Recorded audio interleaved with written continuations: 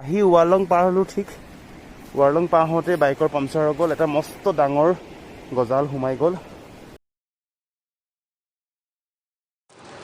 নমস্কাৰ মই দীপ লাহন অসম আৰু সময় হৈছে 6:50 আৰু আমি আছোঁ অৰুণাচল প্ৰদেশৰ হাইলুঙত আৰু ইয়াৰ পৰা আমি ৰাওনা কৰিম কিবিথু আৰু কাহো ইণ্ডিয়াৰ লাষ্ট পইণ্ট আৰু ইয়াৰ পৰা কিবিথু টোটেল 150 কিলোমিটাৰ সম্পূৰ্ণ পাহাৰ ৰাস্তা হয় চ' বলক আমি একেলগে যাওঁ কিবিথু আৰু কাহো তো যোৱাকালি আমি আহি প্ৰায় সন্ধিয়া 6 মান বজাত পালোহি আৰু আমাৰ প্ৰথম দিন খুবেই ধুনীয়া পাৰ হ'ল আৰু আজি আকৌ আমাৰ দ্বিতীয় দিন আৰম্ভ কৰিব লৈছোঁ চ' বলক আমি এই ভিডিঅ'টো আৰম্ভ কৰোঁ আৰু বৰ্তমান হোটেল চেক আউট কৰিলোঁ আৰু এতিয়া আমি ৰাওনা কৰিম কিবিথু আৰু কাহো ইণ্ডিয়াৰ লাষ্ট পইণ্ট আৰু আমি ষ্টে কৰা হাইলুঙৰ হোটেলৰ কণ্টেক্ট নাম্বাৰ স্ক্ৰীনত দিয়া হৈছে আৰু আপুনি যদি আহে ইয়াত থাকিব পাৰে আৰু ইয়াত আপুনি বহুত বেছি হোটেল নাপাব এখন দুখন হোটেল পাব তাতে আপুনি থাকিব লাগিব যিকোনো প্ৰকাৰে আৰু এইখন হৈছে ৰয়েল এনফিল্ড হিমালয়ান 400 cc হয় আগতেও কৈছোঁ যদি কোনোবাই টুৰিং ফ্ৰেণ্ড হয় এইখন বাইক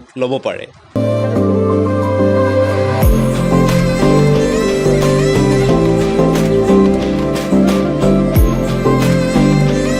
তো বৰ্তমান আমাৰ জাৰ্ণি ষ্টাৰ্ট কৰিলোঁ আৰু মোৰ বন্ধু ত্ৰিদীপ বৰাই বাইক চলাইছে আৰু মই পিছত বহি গৈছোঁ চ' বলক ভিডিঅ'টো আৰম্ভ কৰোঁ আগত কি দেখাব পাৰোঁ দেখাই যাওঁ কমপ্লিট ষ্টাৰ্টিঙত এটা সম্পূৰ্ণ লেণ্ডশ্লাইডিং এৰিয়া পাৰ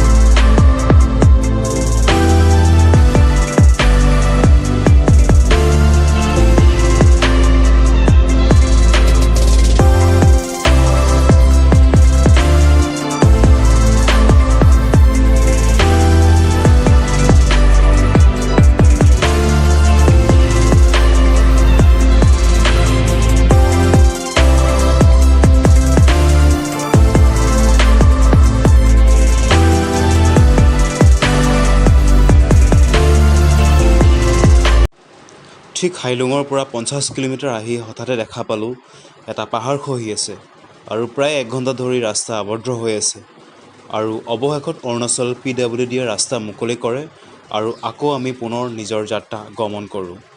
আৰু জানিব পৰা মতে ইয়াত বহুত আগৰ পৰাই এই জেগাডোখৰত লেণ্ডশ্লাইডিং অৰ্থাৎ ভূমিস্খলন হৈ থাকে আৰু এখন কমপ্লিট নতুন ব্ৰিজ হয়। এই ব্ৰিজখন নতুনকৈ বনাই আছে কাৰণ যিহেতু ইয়াৰ যোনটো আগৰ ট্ৰেক হয় এই আগৰ ট্ৰেকটোত বাৰে বাৰে পাহাৰ খহাৰ কাৰণে এই ব্ৰিজখন কমপ্লিটলি নতুনকৈ তৈয়াৰ কৰা হৈছে যাতে এই প্ৰব্লেমটো নেক্সট টাইম নহওক আগলৈ। এতিয়া বলক লাহে লাহে আগুৱাই যাওঁ আৰু আপুনিও এই ভিডিঅ'টো চাই যাওক।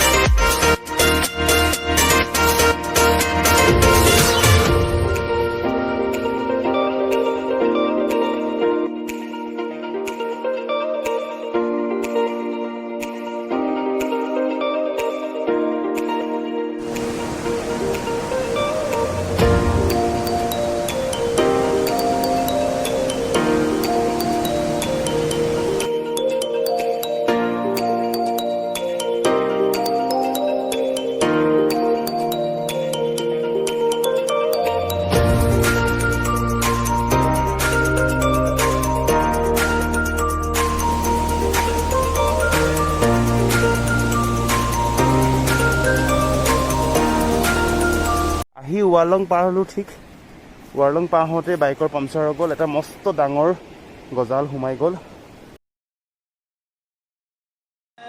আৰু কোনোমতে ইয়াৰ ওচৰে দুজন ব্যক্তিয়ে আমাক সম্পূৰ্ণ সহায় কৰিলে আৰু আমি সকলোৱে লাগি মেলি বাইকৰ চকাৰ খুলিলোঁ আৰু গজাল উলিয়াই পামচাৰ মাৰিলোঁ। আৰু জানিব পৰা মতে 50-60 কিলোমিটাৰলৈকে কোনো দোকান নাই। আৰু এটা জানিব লগা কথা যে যদিহে আপুনি বাইক লৈ বা গাড়ী লৈ দূৰৰ জেগা ট্যুৰ কৰে বা ৰাইড কৰে বা ফুৰিব যায়, চ' লগত বাইকৰ বা গাড়ীৰ পামচাৰ কিটটো নিশ্চয় লগত ৰাখিব, নহ'লে হয়তো এনেকুৱা জেগাত বহুত ডাঙৰ বিপদ হ'ব পাৰে। তো অৱশেষত গোটেইকেইজনে মিলি আমি বাইকখনৰ চকাটো খুলিবৰ কাৰণে সফল হওঁ আৰু বাইকখনৰ পামচাৰ মাৰিবৰ কাৰণে সফল হওঁ। যিহেতু হিমালয়ানৰ অকণমান হাৰ্ড হয় এইটো খুলিবৰ কাৰণে, তাতে পিছৰ চকা ইনক্লুডিং আপোনাৰ চেঞ্জ পকেট, ডিছ ব্ৰেক, বহুতখিনি বস্তু থাকে য'ত হয়তো আমি যদি ভালমতে ইনষ্টল নকৰোঁ আকৌ আমাৰ ৰাস্তাত প্ৰব্লেম হোৱা চান্স থাকে। আৰু এনেকুৱা অভিজ্ঞতা মানুহৰ মাজত হৈয়ে থাকে, মানুহৰ লগত হৈয়ে থাকে। কাৰ ক'ত কেনেকৈ বিপদ হ'ব হয়তো কোনো নাজানে। তো যিয়ে নহওক, যেনেকুৱা বিপদ নহওক কিয়, আপুনি নিজে যদি অলপ চলপ জানে ইয়াৰ বিষয়ে, তো আপুনি তাৰ পৰা ওলাই আহিব পাৰে।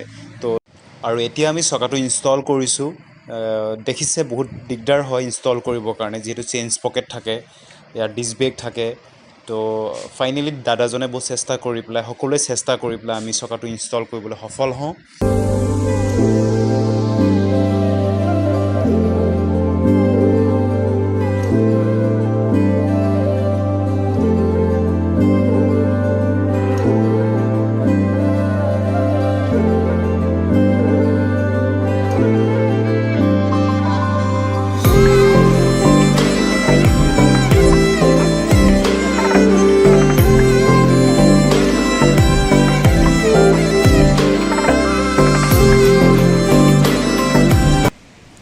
ফাইনেলি বাইক ৰেডি, আৰু এতিয়া আমি লাহেকৈ যাবৰ কাৰণে ষ্টাৰ্ট কৰিম। চ' তেখেতে বহুত হেল্প কৰিলে আমাক, thank you so' much once again. আৰু আপোনালোকে যদি আহে ক'ৰবাত, ৰাস্তাৰ মানুহক পৰাপক্ষত কোনোবাই যদি হেল্প বিচাৰে, হেল্প কৰিব যোনখিনি পাৰে। চ' তেখেতে কৈছে আমাক যে তেখেতে বহুত হেল্প কৰে, এনেকৈ তেখেতৰ ইয়াত অৰুণাচল ফুৰিব আহিলে, চাইনা বৰ্ডাৰ ফুৰিব আহিলে তেখেতে বহুতক এনেকৈ হেল্প কৰে। কিন্তু তেখেতক হয়তো হেল্প কৰা নাই চাগে আজিলৈকে কোনো, কাৰণ তেখেতে কৈছে যে তেখেতক হেল্প নকৰিলে তেখেতৰ বেয়া লাগে। চ' যোনে ৰাইড কৰে বা যোনে অচিনাকি জেগাডোখৰত গৈ পেলাই ফুৰিব যায়, তো তেখেতলোকৰ কাৰণে বহুত ইম্পৰ্টেণ্ট যে মানুহে মানুহক হেল্প কৰিব লাগে, সেইটো আমি জনাটো বহুত ইম্পৰ্টেণ্ট হয়। আৰু সকলোৱে হেল্প কৰিব আৰু হেল্প পাব, ডেটছ ইট। চ' আমি আকৌ জাৰ্ণিটো ষ্টাৰ্ট কৰিছোঁ।